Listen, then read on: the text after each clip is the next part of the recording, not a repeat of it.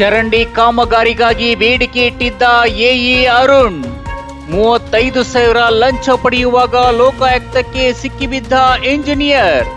ನಗರಸಭೆಯಲ್ಲಿ ಸಹಾಯಕ ಎಂಜಿನಿಯರ್ ಆಗಿ ಕಾರ್ಯನಿರ್ವಹಿಸುತ್ತಿದ್ದ ಅರುಣ್ ಚಿಕ್ಕಬಳ್ಳಾಪುರ ಲೋಕಾಯುಕ್ತ ಡಿವೈಎಸ್ಪಿ ವೀರೇಂದ್ರ ಕುಮಾರ್ ಪಿ ಹಾಗೂ ಸಿಬ್ಬಂದಿಯಿಂದ ರೈಡ್. ಗುತ್ತಿಗೆದಾರ ಕೃಷ್ಣರಿಂದ ಲಂಚ ಪಡೆಯುವಾಗ ಸಿಕ್ಕಿಬಿದ್ದ ಆಸಾಮಿ.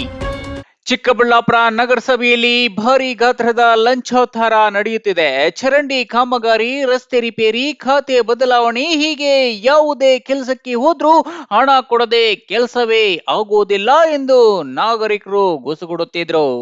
ಆ ಮಾತು ಇಂದು ನಿಜವಾಗಿ ನಗರಸಭೆಯಲ್ಲಿ ಸಹಾಯಕ ಎಂಜಿನಿಯರ್ ಆಗಿ ಕಾರ್ಯನಿರ್ವಹಿಸುತ್ತಿದ್ದ ವ್ಯಕ್ತಿ ಗುತ್ತಿಗೆದಾರನ ಬಳಿ ನೇರವಾಗಿ ನಗದು ಪಡೆಯುವಾಗ ಲೋಕಾಯುಕ್ತ ಬಲೆಗೆ ಬಿದ್ದಿದ್ದಾನೆ. ಇದರಿಂದ ಇಡೀ ನಗರಸಭೆ ಸಿಬ್ಬಂದಿ ಬೆಚ್ಚಿ ಬಿದ್ದಿದೆ. ಲೋಕಬಲೆಗೆ ಬಿದ್ದ ಎಇಯನ್ನ ಲೋಕಾಯುಕ್ತ ಡಿವೈಎಸ್ಪಿ ವೀರೇಂದ್ರ ಕುಮಾರ್ ವಿಚಾರಣೆ ನಡೆಸುತ್ತಿದ್ದಾರೆ.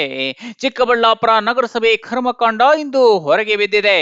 ಗುತ್ತಿಗೆದಾರನಿಂದ ಲಂಚ ಪಡೆಯುತ್ತಿದ್ದ ವೇಳೆ ಎಂಜಿನಿಯರ್ ರೆಡ್ ಹ್ಯಾಂಡ್ ಆಗಿ ಸಿಕ್ಕಿ ಬಿದ್ದಿದ್ದಾನೆ.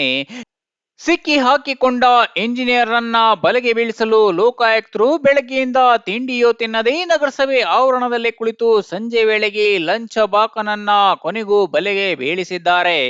ನಗರದ ವಾರ್ಡ್ ನಂಬರ್ನಲ್ಲಿ ಚರಂಡಿ ಕಾಮಗಾರಿಗಾಗಿ ಬಿಲ್ಲು ಮಂಜೂರು ಮಾಡಲು ಗುತ್ತಿಗೆದಾರ ಕೃಷ್ಣ ಎನ್ನುವರ ಬಳಿ 75,000 ರುಗಳಿಗೆ ಬೇಡಿಕೆ ಇಟ್ಟಿದ್ದ ಎಇ ಅರುಣ್ಗೆ ಇಂದು 35,000 ನಗದು ನೀಡುವ ವೇಳೆ ಸಿಕ್ಕಿ ಬಿದ್ದಿದ್ದಾನೆ. ಕಳೆದ ಒಂದು ವಾರದಿಂದ ನಡೆದಿದ್ದ ಮಾತುಕತೆಯಲ್ಲಿ ಬಿಲ್ಲು ಮಂಜೂರಾತಿಗಾಗಿ ಲಂಚದ ರೂಪದಲ್ಲಿ 75,000ಕ್ಕೆ ವ್ಯವಹಾರ ಕುದುರಿಸಿದ್ದು ಗುತ್ತಿಗೆದಾರ ಕೃಷ್ಣ ಎನ್ನುವರು ಇಂದು ಅರ್ಧ ಹಣ ಕೊಡುವುದಾಗಿ ಹೇಳಿದ್ದ. ಬೆಳಗ್ಗೆ 10 ಗಂಟೆಗೆ ಹಣ ಕೊಡುವುದಾಗಿ ಹೇಳಿದ್ದ ಗುತ್ತಿಗೆದಾರನಿಂದ ಎಂಜಿನಿಯರ್ ಅರುಣ್ ಯಾಕೋ ಏನೋ ಸಂಜೆಯವರೆಗೂ ಹಣವೇ ಮುಟ್ಟಿರಲಿಲ್ಲ. ನನ್ನ ಬದಲು ಬೇರೆ ಸಿಬ್ಬಂದಿಗೆ ನೀಡುವಂತೆ ಹೇಳಿದ್ದ ನೆನ್ನಲಾಗಿದ್ದು, ಗುತ್ತಿಗೆದಾರ ಇಲ್ಲ ಸರ್, ಯಾರಿಗೂ ಕೊಡಲ್ಲ, ನೀವೇ ಪಡೆಯಿರಿ ಎಂದು ಸಂಜೆಯವರೆಗೂ ಕಾದಿದ್ದು ಸಂಜೆ ಹಣ ನೀಡುತ್ತಿದ್ದಂತೆ ಎಂಟ್ರಿ ಕೊಟ್ಟ ಲೋಕಾಯುಕ್ತರು ನಗದು ಸಮೇತ ಎಂಜಿನಿಯರ್ ಅರುಣ್ ನನ್ನ ಲಾಕ್ ಮಾಡಿದ್ದಾರೆ.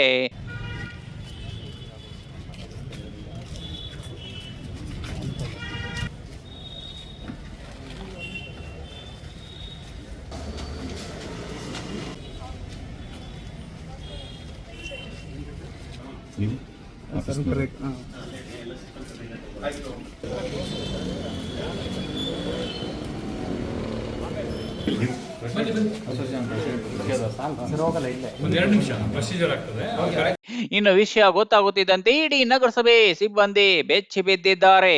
ಬಹುತೇಕ ಸಿಬ್ಬಂದಿ ದೇವರೇ, ನಾನು ದುಡ್ಡು ತಗೊಳ್ಳುವಾಗ ಇವರ ಬಂದಿಲ್ಲಪ್ಪ, ಬಚಾವಾದೆ ಅಂತ ಕೆಲವರು ನಿಟ್ಟುಸಿರು ಬಿಟ್ಟಿದ್ದಾರೆ.